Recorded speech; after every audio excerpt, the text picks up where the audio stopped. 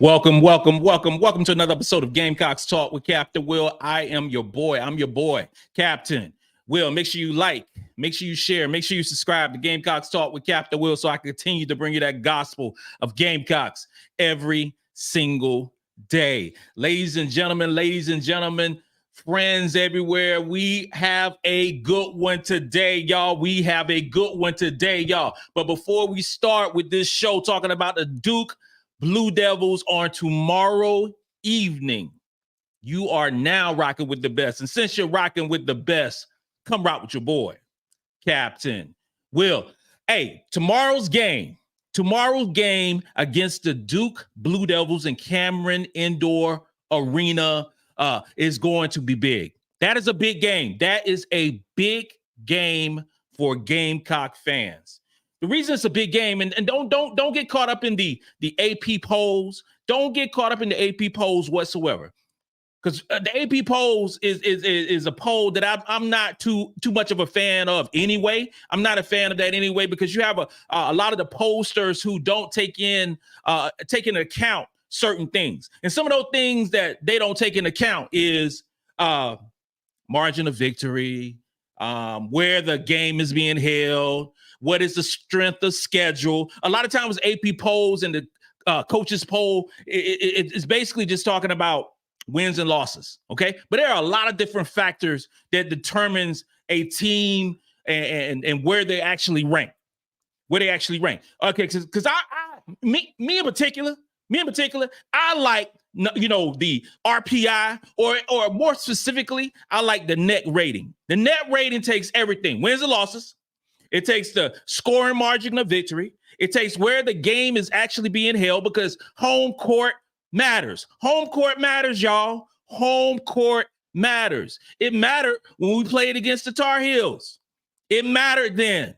Why did it matter? It mattered because they had a sellout arena, and this was our girls' first game. This was our girls' first game in hostile territory, and that mattered. Okay, young basketball team replacing a lot, and this was the first time they were in hostile territory.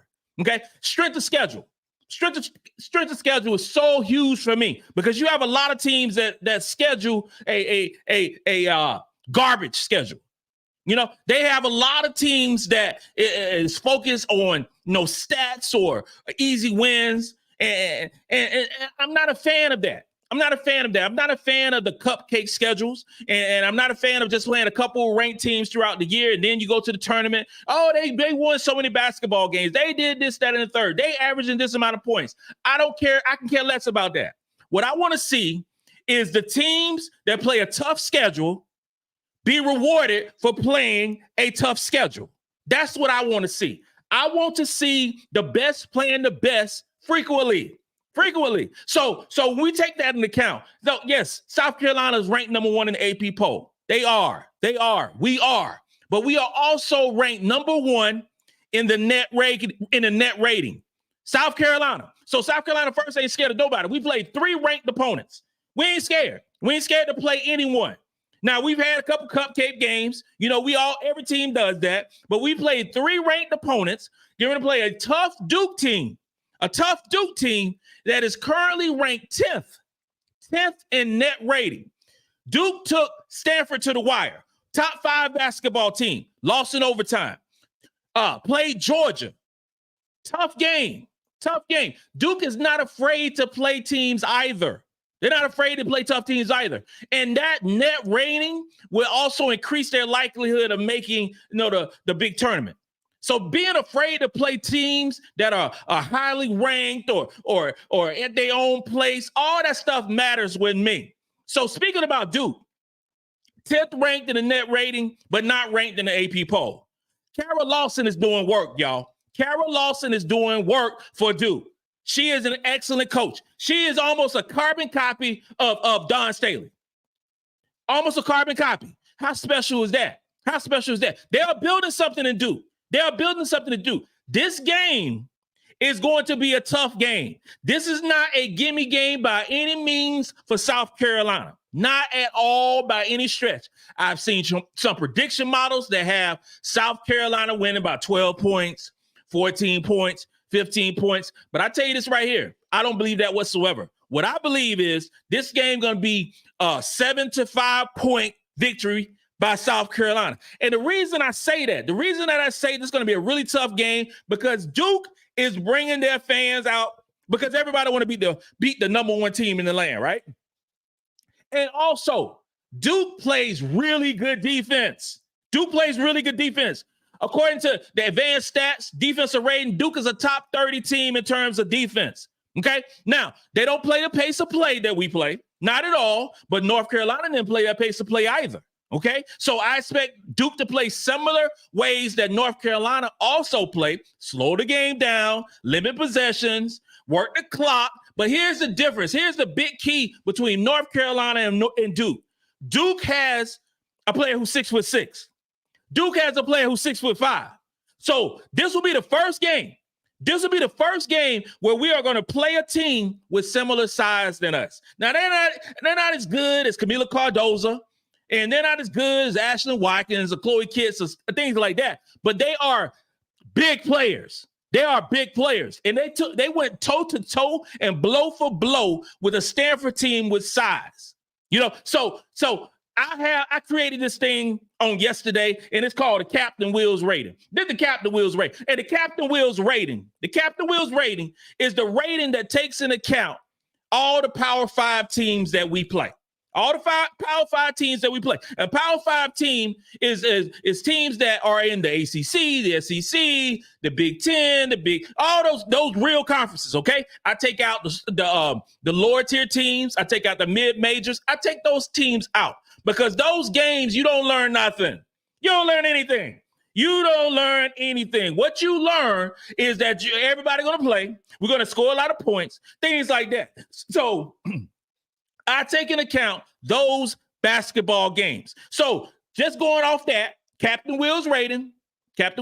So we played North Carolina, Clemson, Maryland, Notre Dame. Four teams. Out of those 4 teams, 3 of those teams was ranked high. Okay? So 3 of those teams, all ranked in the top 25. All right? All solid basketball teams. Those 4 teams. So over the Captain Wills ranking, Captain Wills rating, we averaged 97 points over those 4 basketball games. This ain't taking into account of South Dakota State. This ain't taking into account of no Mississippi Valley State. We ain't talking about those 2 teams. We talking about those Power 5 teams. Those Power 5 teams. That's what matters to me.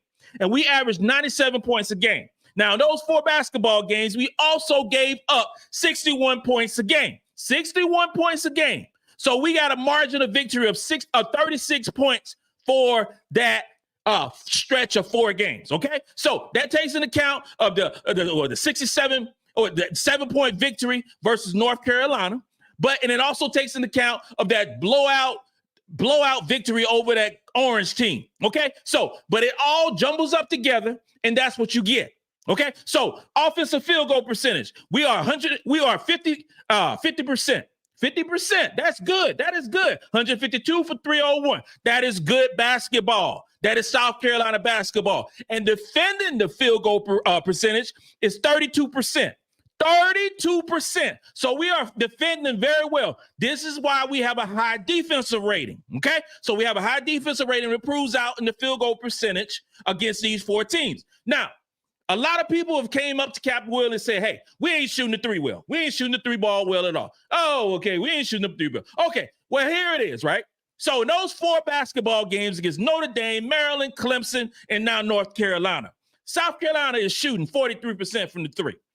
43% from the 3. Now, you might say, what that's 33 out of 77. 43% from the 3. So on the games that actually matter, against the top teams, we shot 43% from the 3-point line.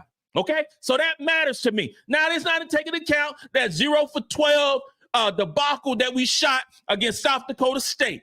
I'm just talking about those 4 games, the 4 games that matter. So in the 4 games that matter, we're shooting 43% from the 3-point line. That matters, y'all. That matters. And as far as defending the 3, we are allowed opponents to shoot 25% from the 3-point line. So we are hitting the 3 ball.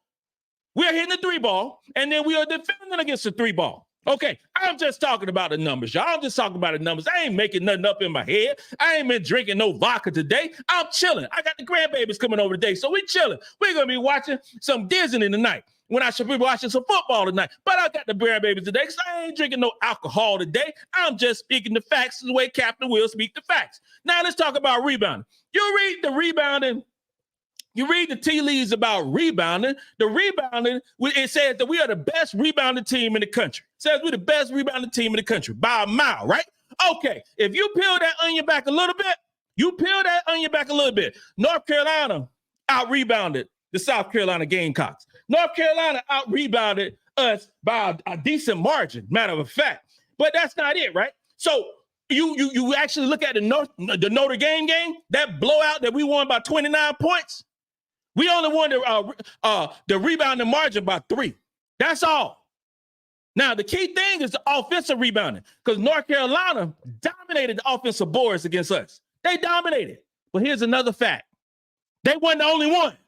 They was not the only one because Notre Dame also beat us up in terms of offensive rebounds. All right. So it should not be a factor that I shouldn't say a fact. It shouldn't be a surprise. Shouldn't be a surprise that we lost the offensive rebounding margin twice against the 4 power conference teams.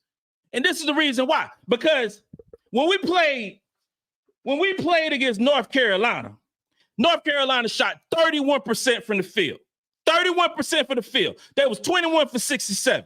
So they had more opportunities to get offensive rebounds, okay? So we shot 39%. We was 22 for 56. Not a stellar game for the South Carolina Gamecocks when we averaging 50% in terms of field goal percentage. But now, you watching the game, you saw some opportunities for us to get those rebounders, us to get those defensive rebounds, but we did not. We did not. There were some times for us to put a body on a girl, and we did not. So at the end of the day, North Carolina was quicker to the basketball on their offensive end. We didn't put a body and box out when we needed to, and they controlled the boards in terms of offensive rebounds at 15, and we had 6. This can't go down tomorrow against Duke. We can't allow that. We cannot allow Duke with their 6'6", 6'5" size to out-rebound us, okay? We have to follow the ball. We have to attack the basketball, and we will. And if we do that, I think we'll win by a decent margin tomorrow. But if we go into that basketball game tomorrow, and we look at, because you will tell during the first half of this basketball game if South Carolina is going hard at the basketball, okay? And I'm not talking about defensive rebound. I shouldn't say I'm talking about defensive rebound. I'm not talking about offensive rebound on our end. We need to stop the other opponent from getting their offensive rebounds. Whatever we need to do, because then we're allowing the team to get second and third shots. We saw that against North Carolina. There was a few occasions they got multiple shots against the glass against us, multiple shots. And we always wondering, like, how are they getting those rebounds when we got 6'7", 6'3", 6'3", all those top size advantages? Well, I'm gonna tell you why. It really don't matter how big you are. Size don't really matter in terms of offensive rebounding because you got to box out. Put your hips on them and box them out. So we need to be more aggressive on the defensive end in terms of offensive rebounding with our girls. And I know Coach Staley has preached that. I know Lisa Boyer has preached that. I know Gillette Law has been done that. I know Gandy's done all that stuff. And I expect a different outcome in tomorrow's game in terms of rebounding. But I'm telling you this right here. Y'all mark it, y'all watch it, and it's just like I'm going to do on tomorrow. If they beat us in rebounding, we in trouble. Because Duke is a good basketball team. Now, if we are able to force our pace on them, then we're going to do well. Because in that North Carolina game, we did not initiate our pace at all in that basketball game. And the game was close. the game was close. South Carolina having 65 points in a basketball game is mainly because we didn't have our pace, which we was top 15 in pace across the country. And then we did not force our will against North Carolina, or North Carolina was able to force their will against us. Okay, so we can't allow that. A lot of easy baskets that we've gotten across the season, a lot of those easy baskets did not happen against North Carolina. Did not happen against North Carolina. We didn't get no easy post passes into Kamilla. She wasn't able to finish when we got her the ball. She had 6 points. But that's not no detriment to Kamilla Cardoso whatsoever, because she also had 16 rebounds and 4 block shots. What I'm saying is everything that came easy during the first games, all the games, with the exception of North Carolina game, we weren't able to establish, okay? So going against a Carol Lawson defensive-minded coach who has good size, who don't turn the ball over a lot, y'all. Duke does not turn the ball over a lot. Could be because Carol Lawson, the point guard. Could be that reason. Could be that she's in the mode of Dawn Staley. Could be that reason. Could be that they got good size and they slow the ball down. Could be all those reasons. So with us as South Carolina fans, don't go in that game thinking that we're gonna straight up, we're gonna get 100 points tomorrow. We're gonna get 95 points tomorrow. We ain't getting 100 points tomorrow. We ain't getting 95 points. We ain't getting 90 points tomorrow. No, we are not. Not against a quality Duke team. Family, don't look at the AP poll. Do not look at the AP poll. That AP poll don't mean nothing. It don't mean nothing. Duke is a really good basketball team. They ain't afraid to play anybody. And they are not intimidated by the South Carolina women's basketball program. And especially after what happened against North Carolina. They are not intimidated. That's why they played Stanford. That's why they have Stanford on the schedule. They are not intimidated by us. Okay, so we got to play basketball. We got to play Carolina basketball on tomorrow at 1 o'clock in their place. These are 2 back-to-back big games, 2 big back-to-back games. And then we can play a Morgan State. And then on the flip side, we got a Utah coming up soon on December the 10th. Okay, but we got to get past this tobacco road mess that we got going on Thursday and on Sunday. We got to come back unscathed, but we got to play basketball tomorrow. We got to share the ball. We got to stay within ourselves and play basketball. Move the ball around. And this is the thing, too, because I've seen a whole lot of stuff talking about Milaysia Fulwiley need to get more run. Tessa Johnson need to get more run. Sanaya Fagan need to get more run. Family, I don't disagree with that at all. But if you got Raven Johnson, Bree Hall, and Te-Hina Paopao dealing, where do you find space for Milaysia Fulwiley to come into the basketball game? We've been talking all season long. Bree Hall got to step up. Bree Hall got to do this. Bree Hall got to do that. Bree Hall got to be aggressive. Well, damn it, Bree Hall put in work on Thursday night. Bree put in work. She had 13 points, 3 for 4 from the three-point line, 15 points. And this is the key. Really good defense at 6'1". So you talking about Bree Hall playing 33 minutes. Te-Hina Paopao plays 37 minutes. Okay? Te-Hina Paopao didn't come out the damn game the first half. Okay? So what you saw in this basketball game is typical Dawn Staley. If you've been rocking with Dawn Staley for a long time, you already know what it is. Dawn Staley going to play the players that she believes going to play solid defense and not make mistakes. Who she trusts. And I've been rocking with her a long time, so I know that's what happened. This ain't no detriment to Milaysia Fulwiley. She'll get her time just like everybody else will get their time. But and I saw someone, Milaysia gonna transfer. She gonna do that. Milaysia ain't going no damn where. She know exactly where home is, and she know how opportunity is gonna happen again. Dawn said it in the press conference. She said it. So tomorrow, you might have Milaysia Fulwiley playing 10, 15 minutes because you might have Bree Hall not playing as well as she did on Thursday night. Or you might have Te-Hina Paopao who's off or Raven who's off.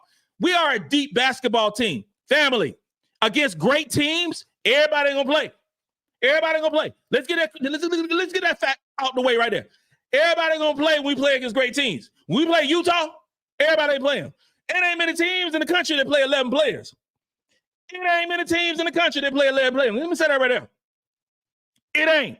So we have the luxury of having a deep basketball team, but don't get misconstrued or anything like that. When the chips are down and we got to play and we have to win a basketball game, the bench gonna shrink, y'all. The bench will shrink. That's basketball.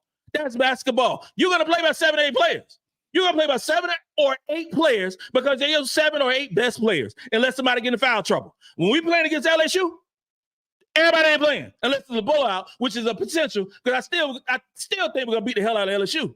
But Utah coming up, December 10th, that is a huge game for South Carolina. Huge game. When we play Tennessee with Rickea Jackson, those are huge basketball games. So don't get it misconstrued that every basketball game, everybody gonna play 11. Every time we go out there, we're gonna play all 11. Don't get that twisted.